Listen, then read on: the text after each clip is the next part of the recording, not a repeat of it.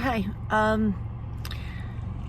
This whole Titan thing is everywhere, and I just wanted to jump in and give my thoughts on some of what's being posted, what's going around. I'm just gonna read it. It'll be quick. I wrote this before we knew for certain that the passengers were dead. The hours were being counted. People were estimating how much air they could have left, and their family members were waiting, and some really horrible memes and jokes started spreading. I wrote, "This is so painful. I cannot imagine being a friend or family member of anyone inside. We who follow true crime are familiar with tragic loss, but usually we aren't helplessly watching it play out minute by minute, hour by hour, imagining the fear they are experiencing or what they went through before passing, not knowing if they will ever be recovered, if they can ever be tangibly put to rest in the way that the family can hold on to, whether that's a cemetery plot or an urn." I personally keep my parents in a locket, and that's comforting to me. I think as a species, we're not great with loss, and having something physical to connect with the dead is often very comforting. So these families looking at the possibility that if their loved ones were gone, they were really gone. I'm sure every loved one of a missing person, especially a child, has had to live with the questions, the images of someone you love, cold, alone, hungry, scared, and calling out for you. It's a sorrow and a pain I'd never want anyone to experience. The unknown aspect has always seemed like the worst part for me. Here we had a literal countdown to death. I can't think of anything quite like this. And to make it even more painful, the world is watching. Media is desperate for a piece of your grief. And there's a small percentage of truly cruel human beings posting jokes and memes about it. I'm a big fan of gallows humor. I admittedly have a dark sense of humor, but it's never about victims. There is a percentage of the true crime community that forgets the humanity of the victim and begins to view the story more like a campfire tale, something fun and spooky and purely entertaining without any reflection on the person they're talking about and what they actually went through. Some people treat victims like fictional characters to judge, critique, or compliment. They don't see the thread that connects us all, that all that they are, the victims were. Some people don't want to face the reality. I think that's part of what we're seeing here in the small percentage of people creating and posting jokes about the Titan. I will say there's callousness, but I don't think it's evil. Most of the jokes revolve around real, valid issues of class and inequality. I live in a region where at double minimum wage, you can't afford a 2-bedroom apartment. It's pretty bad. Homelessness is skyrocketing. People are struggling. The rich stay rich. A middle-class family who's done absolutely everything right, going to college, putting money in savings, working hard, they're finding themselves in line at the food bank. Inflation is out of control. Wages don't reflect the cost of living. And a medical bill can completely wipe you out, at least in the United States. My mother-in-law, actually, she did everything right. Business owner, worked for decades and saved up, and they just got hit with medical issues and suddenly they lost everything. I have friends who have been posting things like this. Mostly people that are working long hours. They're good people who would probably say I'm being oversensitive and need to have a sense of humor.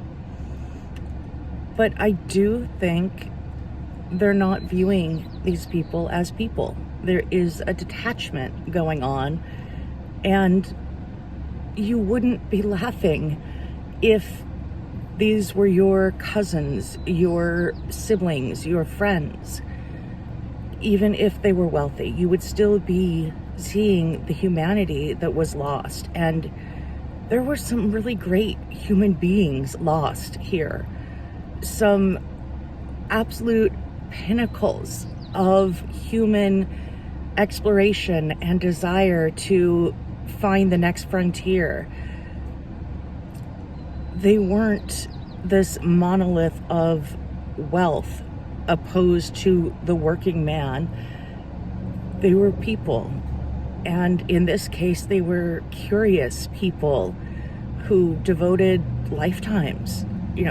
4 out of the 5 were involved with projects that expanded our knowledge of the oceans or the universe or the planet. These were people that actually were accomplishing good. But even if they weren't, they still deserve some consideration as human beings, and certainly their family members don't deserve to be hit with mockery as they're going through the mourning process. And certainly not as they were still waiting for answers. I just don't understand wanting or being willing to cause pain. Maybe there's an assumption that the actual loved ones will never see the jokes. But anything you put online, you have to assume that anyone can see. And I think it's a safe assumption that if your loved one is down there, you're going to be Googling their name. And you're going to be looking for information on the Titan. And you are bound to see these jokes. You're more likely than the person next door to see these jokes. So there's a level of certainty that family members have seen them.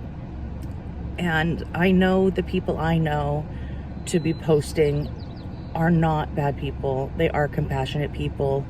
I've seen them in situations of loss and tragedy. I've seen their compassion.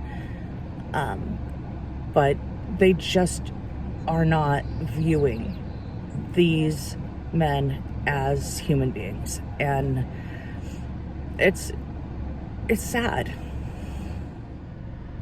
These families went through days of wondering if their loved ones were afraid, if they were suffocating slowly, if they were experiencing torturous pain. I'm so relieved, honestly, to know that apparently they didn't, that it was sudden and painless, but it certainly wasn't for the families, for friends, co-workers, anyone that knew these 5 people. They went through days of hell waiting. So people are struggling, and they see these people paying $250,000, which is an absolutely life-changing amount of money to the majority of people, and they feel resentful. And we start getting these memes that basically come down to they were rich, so they deserve to die. The separation between the rich and the working poor is so great that often each side forgets the humanity and value and validity of the other. I know we often see how the rich disregard the poor, but this is an example of how the poor might disregard the value and humanity of the rich as well. They were wealthy, at least most of them, but they aren't the rich.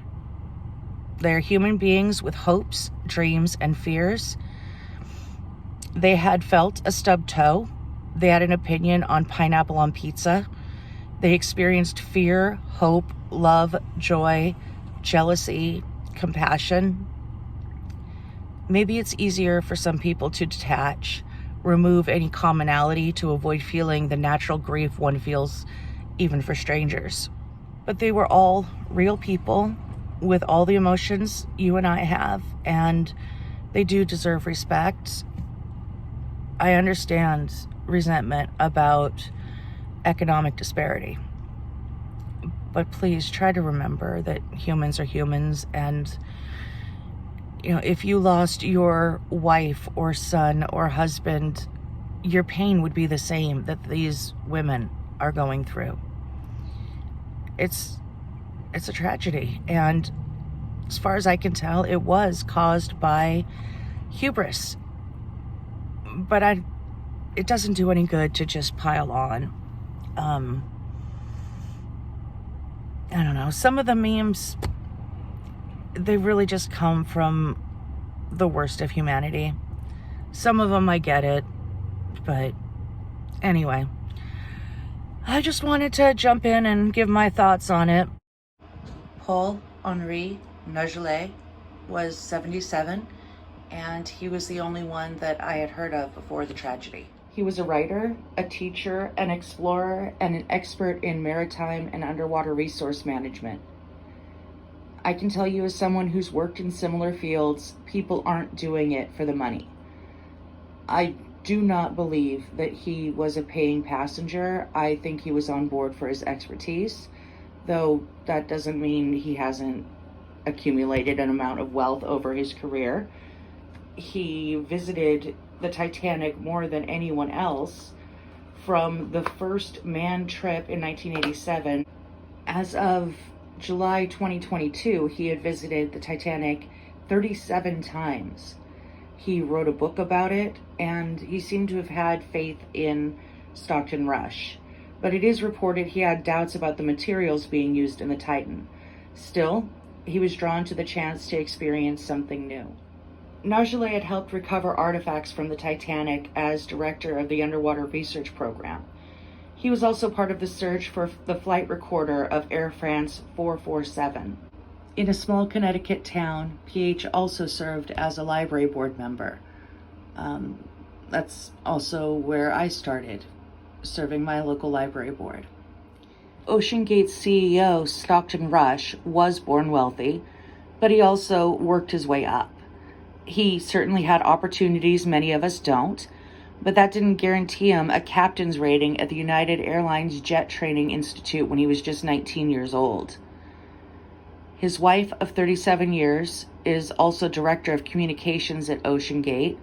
She was a great-granddaughter of a couple who died on the Titanic. I can't imagine her feelings having her husband join them for similar reasons. They have 2 children who I'm sure are going through hell. Many are pointing the blame squarely at Stockton Rush, and seeing some of the indicators and warnings, I think that's fair. He would have known the risks far more than anyone else. I don't think he should have been running a passenger service at this point, but he was the pilot. He was on board. I don't see any reason to doubt his belief in his own project. He had successfully designed planes and submersibles in the past. He was willing to bet his life on the Titan, even with the discouragement from other experts. Egomaniac, brilliant innovator, or both, he did go down with his ship. Shahzada Dawood was a British-Pakistani businessman. He also had 2 children with his wife of 19 years, a psychologist named Christine, and he was a well-known philanthropist and a board member of the SETI Institute. SETI stands for Search for Extraterrestrial Intelligence. It's been around since 1984, looking for signs that would prove the existence of other intelligence in the cosmos. Hamish Harding was an explorer and aviator. He'd been to space, to the South Pole, and the Marianas Trench. His team set a world speed record for the fastest circumnavigation of the Earth by aircraft over geographic poles. He also holds world records for greatest distance covered at full ocean depth and the greatest duration spent at full ocean depth. He had 2 children and 2 stepchildren with wife Linda. Regardless of how much money they were born to or acquired over their careers, these men were driven by curiosity and the human desire to cross new frontiers and learn more from and about the world beyond. Suleiman Dawood was just a kid at 19. There are reports that he didn't want to be there. There's no telling what he might have discovered about or brought to the world if he'd lived a full life. Whether he would have followed in his father's footsteps or lived a quiet life. One thing we do know is that he was a master of the Rubik's Cube. He could complete a Rubik's Cube in 12 seconds and had applied to Guinness for the world's record, planning to solve the Rubik's Cube 3,700 meters below the sea at the Titanic. There's a sense when a child dies, even a young adult, that they were entitled to more. And it's always unfair.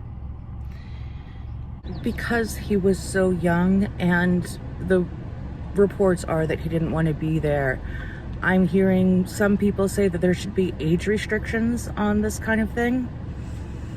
And I tend to disagree. At least over 18 is enough.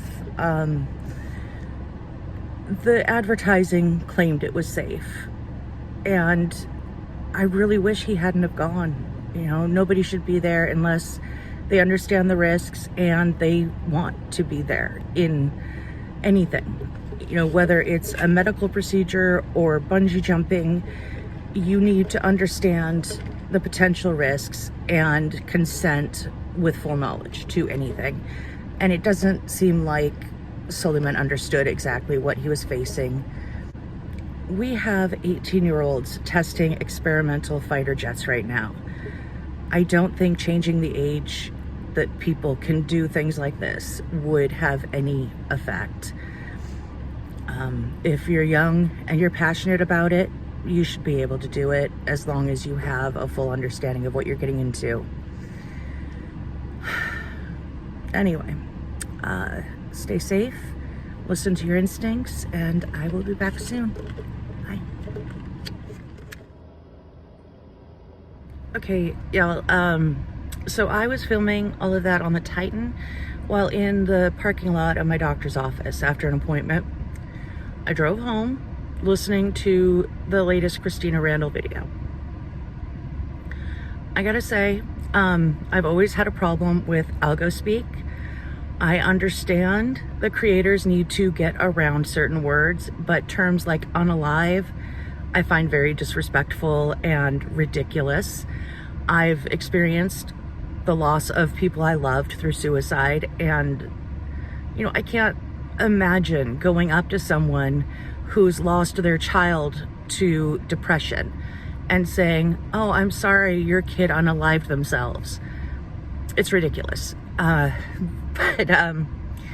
Christina is using the term DP in place of the death penalty.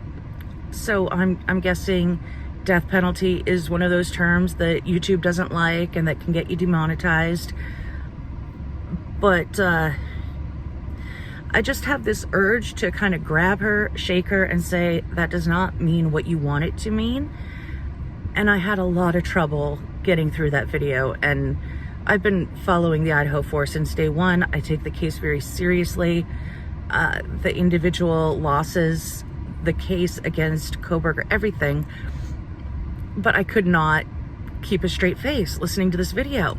So first, I want to recommend any creators out there who happen to see this, if you're going to use a term in place of another word, please Google the term to make sure it doesn't mean something else. And to everyone else, I think my next video is going to be on algo speak, because I've got stuff I got to get out. All right, stay safe, listen to your instincts, and I will be back soon, probably talking about algo speak.